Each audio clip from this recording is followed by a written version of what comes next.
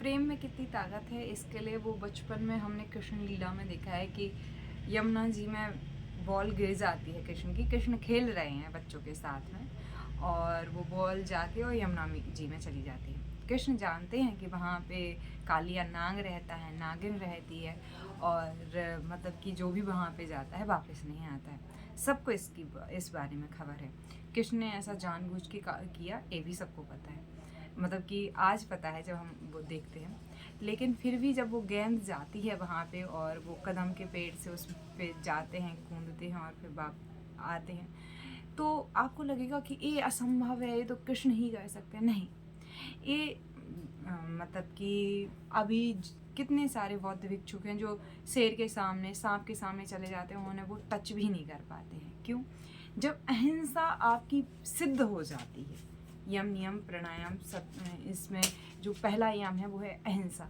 जब आपकी अहिंसा सिद्ध हो जाती है तो हर एक व्यक्ति के प्रति, हर एक जीव के प्रति आप प्रेम में होते हो। और प्रेम इतना पावन है, इतना वहाँ पे हिंसा हो नहीं सकती।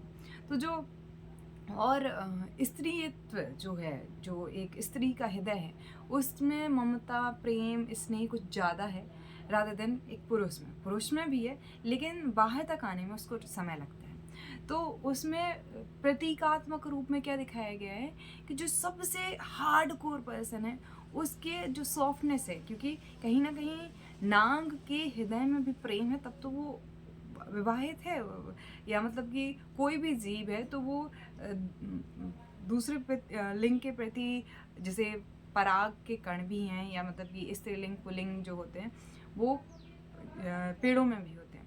तो क्यों सामने वाले के प्रति आकर्षण है? क्योंकि वो दुनिया के सामने कठोर बना रहेगा, पर एक इंसान के सामने वो सॉफ्टनेस दिखा पाता है, चाहे कितना हार्डकोर आदमी हो। तो उनकी भी सॉफ्टनेस क्या है? उनकी पत्नियां हैं, और पत्नियों के अंदर होता है, एक स्त्री के अंदर कहीं ना कहीं इन डेप्थ लेवल में प्रेम होता ही होता है। वैसे तो हर एक व्यक्ति में होता है, हर एक जीव में होता है, चाहे वो कोई भी हो, लेकिन इनका ज़्यादा जल्दी दिखता है। तो वो जानती हैं कि इस बच्चे को नागराज वो कर देंगे, तो प्रतीकात्मक रूप में ही वो कहती हैं कि चली जाओ। और ममता बस वो इतनी वो हो जाती हैं कि वो उन्हें जाने भी नहीं देना चाहते हैं कृष्ण को। और जब कृष्ण पे नाग हमला करने की कोशिश करते हैं तो नहीं कर पाते हैं। और जब युद्ध होता है तो हमेशा ही हिंसा और अहिंसा में, क्योंकि नाग किसका प्रतीक है? नाग प्रतीक है हिंसा का, और कृष्ण प्रतीक है अहिंसा और प्रेम का, क्योंकि उन्होंने प्रेम से जीता है, अहिंसा से जीता है। उन्होंने तो उसके ऊपर नृत्य किया है, कहाँ उन्होंने हिंसा की है। तो प्रेम कितना गहरा हो सकता है, आप लेकिन वो गहरा प्रेम होना चाहिए, वो सच्चा प्रेम होना चाहिए। ऐसा नहीं कि बस हम शब्दों में कह रहे, वो वाला प्रेम नहीं। प्रेम कितना सार्थक हो सकता है, ये कृष्ण के पूरे जीवन में दिखता है।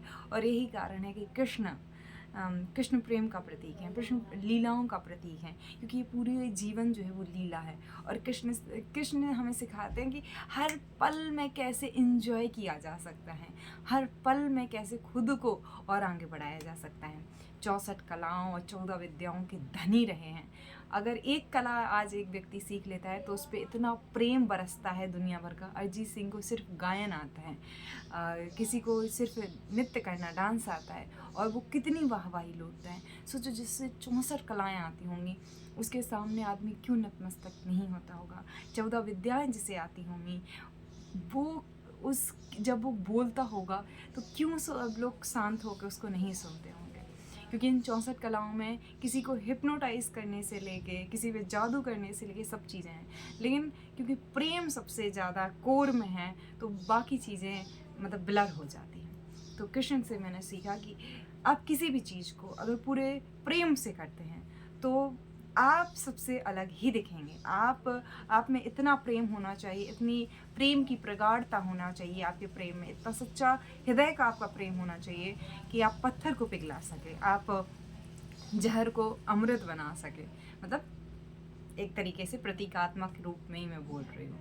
कई बार देखा गया है कि जहर भी लोगों ने किसी को पिलाया और नहीं पी पाए हैं, या फिर पिया है तो नहीं मरी हैं, जैसे कि मीराबाई। तो हमारी बॉडी में ऐसे चीज़ें हैं कि कई बार अगर इंसान सांप को मतलब कि इंसान को सांप काटे तो सांप मर जाएगा, क्योंकि कई दिनों से नमक नहीं खाया हो, ऐसे कुछ रिसर्च में दिए।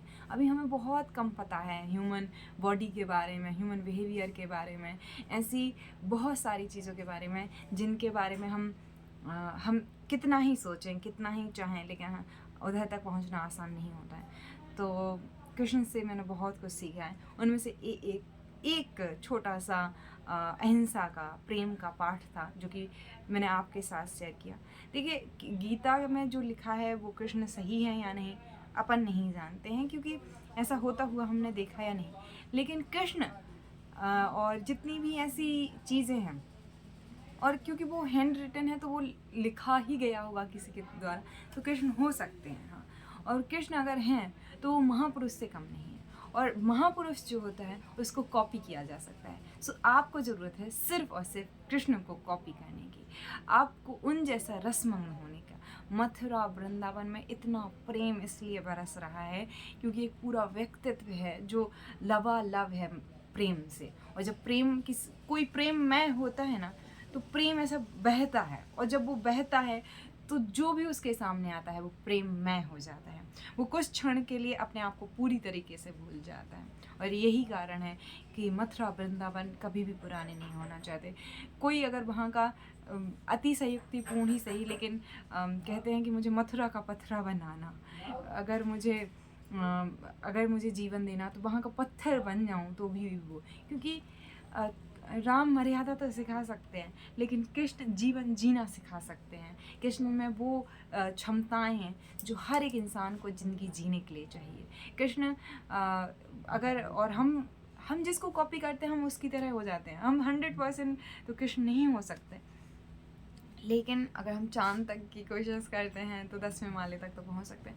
हमें 0.001% भी कृष्ण से जीना आ गया ना, तो हमने जी लिया। हम इस धरती की लीलाओं को भोग चुके, और आप वो हो चुके जो आप हैं प्रेम शुद्धतम, सच्चे प्रेम, सच्चा स्नेह आप में बह रहा है।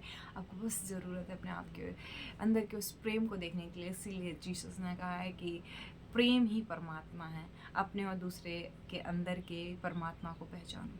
प्रेम केवल किसी एक इंसान से नहीं होता है। जब प्रेम होता है ना, तो प्रकृति के कण कण में आप प्रेममय हो जाते हो। प्रेम कोई ऑब्जेक्ट नहीं है, प्रेम एक क्रिया है। प्रेम जैसे माइंड को ओशो कहते हैं कि माइंड को माइंडिंग कहना चाहिए, क्योंकि माइंड कोई स्थायी चीज़ नहीं है, वो होते रहने वाली। तो प्रेममय होना ही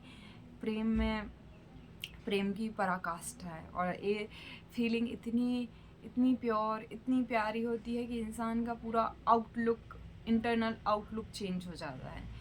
चाहे लड़का हो लड़की हो, बस महसूस करने की ज़रूरत है, क्योंकि वो पहले से ही हमारे अंदर है। बस हमें अपने आप को रोकना नहीं है, बहने देना है हवाओं के साथ, पानी के जैसा। ये लाओ त्सो ने कहा है कि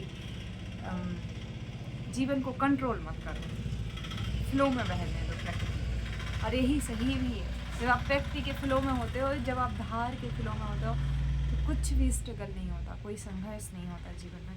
सिर्फ होता है तो आनंद, शांति, और इसे हम कहते हैं परम सच्चिदानंद, मतलब सच्चित आनंद।